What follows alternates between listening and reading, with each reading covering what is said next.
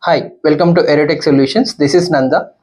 So here we are talking about car parking system using microcontroller. So this application, so I arranged 3 different slots for vehicles, slot 1, slot 2, slot 3, which are measured with infrared sensors. So I took for all individual sections, slot 1 I am detecting with infrared sensor, slot 2 and slot 3 respectively. So this project have different modules. One is microcontroller unit and liquid crystal display, which is 16x2 size, and with just power connection extender. So this application, which will shows you like whenever your parking is full, then according to your vehicle availability, it is going to display on the text message on the screen.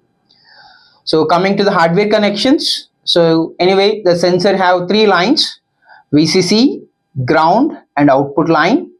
So VCC grounds are connected to this power extension connector, and the output line which I connected with IOs of Arduino module. So and LCD also have different connections, whereas VCC, ground and RS enable, and 4 data lines D4, D5, D6, D7. So this is the hardware connections with IOs and power connections, and this application is functioning purely on 5 volts DC operating voltage. So I'll show the output of this. So I'm just going to power up this application, and you can watch the text availability on the screen as well.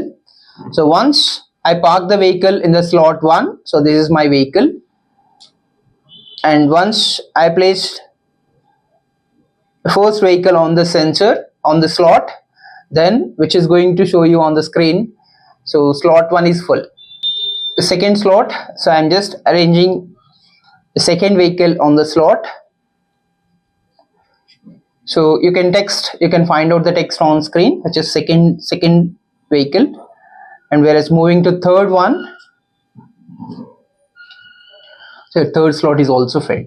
So this is how your car parking system, whenever vehicle is available, it is going to display on the screen as well. Thanks for watching. Please subscribe for more projects. Thank you.